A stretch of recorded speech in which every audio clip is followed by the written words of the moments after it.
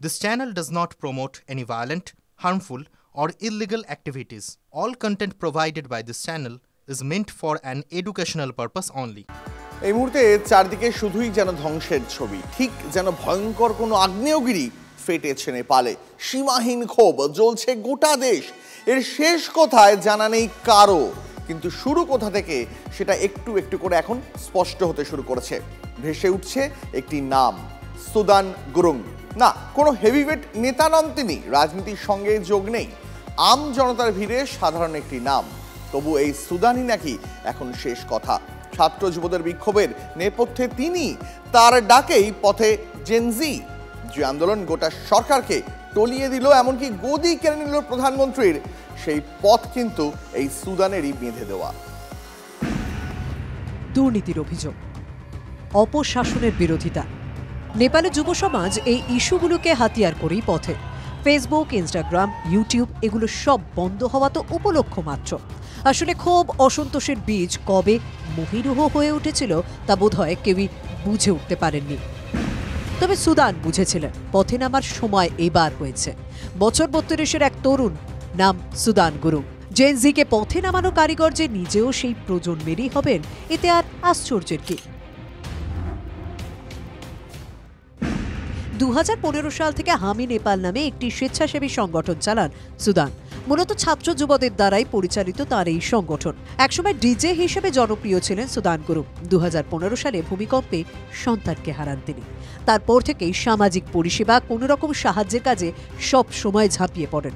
গত কয়েক বছরে হামি নেপাল সেখানে নাগরিকদের আওয়াজ হয়ে উঠেছে। নেপালে সোশ্যাল মিডিয়া প্ল্যাটফর্মগুলি বন্ধ করে দেওয়ার ঠিক আগে ইনস্টাগ্রামে একটি পোস্ট করেছিলেন সুদান গুরুং। জানিয়েছিলেন পথে নামার সময় হয়েছে। পড়ুয়াদের স্কুলের পোশাক পরে এবং বই হাতে এই মিছিলে যোগ দেওয়ার অনুরোধ করেছিলেন তিনি। বিক্ষোভকে শান্তিপূর্ণ প্রতিরোধের প্রতীক করে তোলাই ছিল উদ্দেশ্য। শান্তি আর নেই ঠিকই, তবে আন্দোলন ছড়িয়েছে আগুনের মতো। দুর্নীতির বিরুদ্ধে সুদানের লড়াই অবশ্য নতুন নয়, এর আগেও বহু আন্দোলনের সঙ্গে জড়িয়েছেন। সোশ্যাল মিডিয়া তার কাছে ছিল হাতিয়ার, সবাইকে একজোট করার, এক ছাতার তলায় আনার।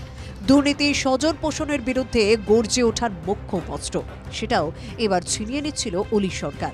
তার আগে শেষ মুহূর্তে সেই সোশ্যাল পথেই তিনি নেপালের ছাত্র যুবদের একাংশের কাছে নিজের বার্তা পৌঁছে দেন। ডাক দিয়েছিলেন গণ আন্দোলনের, যা গণবিদ্রোহের রূপ নিয়েছে। যুব সমাজের মধ্যে অসন্তোষ বাড়তে বাড়তে পাহাড় প্রমাণ হয়ে উঠেছিল। সেটা আজ করেই লড়াইয়ে নামার ডাক দেন সুদান, সরকার বিরোধী বিক্ষোভ, যা দিনের শেষে উল্টে পাল্টে দিল দেশটাকে। গোটা সরকার আউট, ক্লিন বোল্ড। ক্রিজে এখন দাপিয়ে বেড়াচ্ছে জনতা। বড় অস্থির একটা সময়, তারই কণ্ঠস্বর হয়ে উঠেছেন সুদান গুরুং। লড়াইয়ে প্রতীক তিনি। প্রশ্ন হলো, এবার কি শান্তি ফেরানোর পথটাও সুদান দেখাতে পারবেন?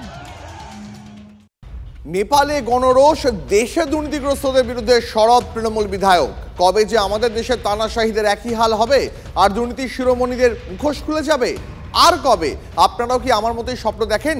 সমাজ মাধ্যমে এই রকম ইঙ্গিতপূর্ণ পোস্ট ডেবরার বিধায়ক হুমায়ুন কবিরের। কথা বলবো আমাদের সহকর্মী প্রদীপ্ত রয়েছেন আমাদের সঙ্গে। প্রদীপ্ত, এই হুমায়ুন কবিরের এই ইঙ্গিতপূর্ণ পোস্ট নিশানায় কে? দেখো, তার পোস্টের নিশানা দেখে যা মনে হচ্ছে যে গোটা দেশের পরিস্থিতি তিনি বলছেন, অর্থাৎ কোথাও গিয়ে গোটা বিষয়টি নরেন্দ্র মোদীর সরকার বা বিজেপির সরকারের দিকেই ইঙ্গিত করছেন, সেটা স্পষ্ট। কিন্তু তা নিয়ে ইতিমধ্যেই সমালোচনা শুরু হয়েছে। তার কারণ, গোটা দেশে স্বাধীনতার ৭৮ বছর কাটলেও কখনো এই ধরনের পরিবেশ ভারতবর্ষে তৈরি হয়নি এবং সেই পরিবেশ কখনো কাঙ্ক্ষিতও নয়।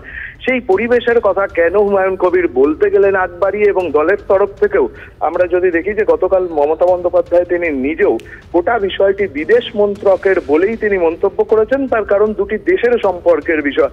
সেখানে দাঁড়িয়ে তৃণমূলের একজন বিধায়ক তিনি এই ধরনের মন্তব্য করেছেন, যা নিয়ে দল ইতিমধ্যেই, যা আমরা জানতে পারছি, তাতে হুমায়ুন কবিরের সঙ্গে তারা কথা বলতে পারেন। তার কারণ, এই ধরনের বিষয়ে কথা বলা মানে আদতে প্ররোচনার সৃষ্টি করা, যেটা দেশের অভ্যন্তরেও তৃণমূল কংগ্রেসকে কোথাও প্রশ্নের মুখে দাঁড় করাতে পারে বলেই মনে করছেন তৃণমূল নেতৃত্ব। ধন্যবাদ।